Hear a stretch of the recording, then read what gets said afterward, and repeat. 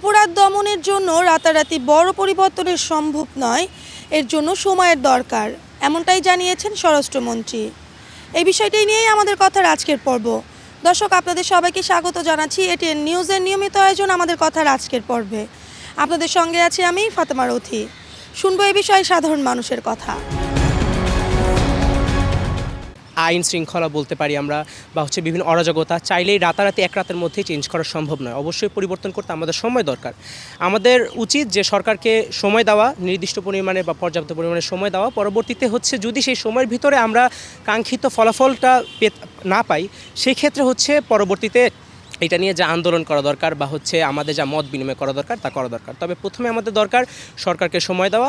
আইন শৃঙ্খলা যারা দমন করে আমাদেরকে, যারা আমাদের আইন শৃঙ্খলা মেনটেন করে, তারা তো আসলে করতেছে না।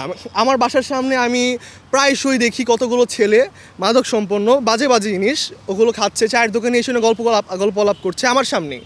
আমি কিছু বলতে পারি না, কারণ আমার সেই ক্ষমতা নেই। আমার সামনে হচ্ছে, কিন্তু আমি কথা উঠালে তাদের বিপদে পড়ে যাব, আর আমাকে সাহায্য করবে এমন কেউ এই দেশে নেই। এটার জন্য আমাদের আইন শৃঙ্খলা একেবারেই ব্যর্থ। পুলিশ বাহিনীর যত সদস্য আছে বাংলাদেশের, তাদেরকে সবাইকে নিজে থেকে সজাগ হতে হবে এবং মনোনিবেশ হতে হবে। জনগণের সেবায় তাদেরকে নিয়োজিত হতে হবে। বিগত ফ্যাসিস্ট সরকারের আমলে যেসব পুলিশ কর্মকর্তা ছিলেন, তারা যদি মনে করেন যে আমরা নীরবতা পালন করব, তা চললে হবে না। আপনাদের দায়বদ্ধতা আছে, আপনাদেরকে সজাগ হতে হবে। আপনারা জনগণের ট্যাক্সের টাকায় আপনারা বেতন পান। আমি আপনাদের উদ্দেশ্যে একটা কথাই বলতে চাই, যারা নীরবতা পালন করে মনে করবেন যে আমি অ্যাকশনে যাব না, একটা খারাপ কাজকে আমি দমন করব না, তাহলে এটা আপনারা ভুল করছেন। সরকারি কর্মকর্তারা আমার দৃষ্টিতে, ভুল হতে পারে, 80% মতো লোক ঘুষ খায়। এই যে ঘুষ খায়, এই প্রশাসন থেকে যদি আপনি এই ঘুষখোর দুর্বৃত্ত, এই আমলা, এই কর্মকর্তা, এগুলি তো সবই বহাল আছে। এদেরকে রেখে আপনি যতই অটোমেশন করেন না কেন, যতই যান্ত্রিকরণ করেন কেন, দেশপ্রেম যদি জাগৃত করতে না পারেন, আপনি যদি সততা, ন্যায় বিচার, যথার্থ ব্যক্তিকে যথার্থ জায়গায় বসানো, এগুলি যদি আপনি মূল্যায়ন না করেন, তাহলে আপনি ওই পিছনে যেটা হয়েছিল ওইটার যদি পুনরাবৃত্তি হয়, তাহলে অবাক হওয়ার কিছু থাকবে না। এই সমস্যাগুলোর প্রত্যেকটার পদক্ষেপ নিতে হবে ধারাবাহিকভাবে, এবং এটা থেমে থাকলে চলবে না। এটাকে অবশ্যই এবং অতি সত্বর, এখন দেশের যে আইন শৃঙ্খলা পরিস্থিতি, অতি সত্বর ভালো অবস্থায় নিতে হলে সবাইকে সব জায়গায় থেকে এটাকে ভালো করার জন্য পদক্ষেপ নিতে হবে, এবং এটার কোনো দেরি করা যাবে না। মন্ত্রণালয়ের দিকে লক্ষ্য করলে বা অফিসের দিকে লক্ষ্য করলে আমরা বুঝি যে যারা আমলা আছে তারা যদি সৎ হয়, তারা যদি দুর্নীতির সাথে জড়িত না হয়, আর যদি জনপ্রতিনিধি যদি শক্ত হাতে দমন করতে পারে, তাহলে আমার অটোমেটিকলি অত দ্রুতই গতিতেই আইনশৃঙ্খলা দুর্নীতিও কমে যাবে, আর আইনশৃঙ্খলা বাহিনী আরও আইনশৃঙ্খলার উন্নতি হবে খুব দ্রুত। তো মাত্র সরকারের 6 মাস, আমার মনে হয় আরও 2 মাস বা 3 মাসে আরও আমরা উন্নতি দেখতে পাবো। এবং এ ব্যাপারে সরকার এবং বিরোধী দল সকল দলেরই উচিত ধৈর্য ধারণ করা, সরকারকে সাজেশন দেওয়া, কোথায় কোন পরিস্থিতি অবনতি হচ্ছে সেই ব্যাপারে অবহিত করে ব্যবস্থা গ্রহণে সহায়তা করা। এখানে অন্য কোনো পরিস্থিতির অস্থিতিশীলতা সৃষ্টি করার কোনো অবকাশ নাই। স্বরাষ্ট্রমন্ত্রী সালাউদ্দিন আহমেদ বলেছেন, অপরাধ দমনে রাতারাতি বৈপ্লবিক পরিবর্তন আশা করা উচিত নয়। আমাদের কথায় আমি সমাধান শুনবো স্বরাষ্ট্রমন্ত্রী এমন মন্তব্যে কি বলছেন ঠাকুরগাঁয়ের মানুষ। সুচিন্তিত সুরাষ্ট্রের নাগরিক হিসেবে গড়ে তুলতে হলে কিছুদিন অপেক্ষা করতে হবে, এটাই হচ্ছে স্বাভাবিক।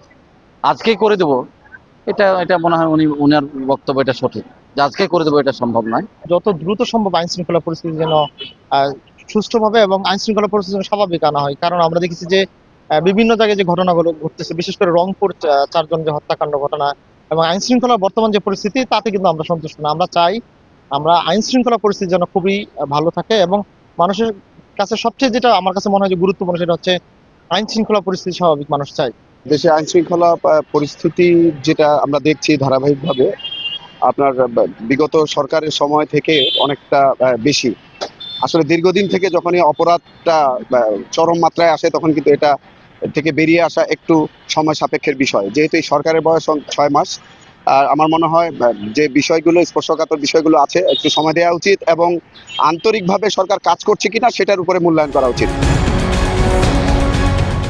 আইন শৃঙ্খলা রক্ষায় সরকার সচেষ্ট জানিয়ে স্বরাষ্ট্রমন্ত্রী সালাউদ্দিন আহমেদ বলেন, এমন কোনো অপরাধ নেই যেটা সংগঠিত হওয়ার পরপরই পুলিশ বাহিনী অপরাধীকে গ্রেপ্তার করতে পারেনি।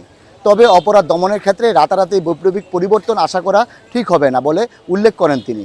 দর্শক, এটিএন নিউজের নিয়মিত আয়োজন আমাদের কথার আজকের বিষয়, অপরাধ দমনের রাতারাতি বৈপ্লবিক পরিবর্তন আশা করা ঠিক হবে না।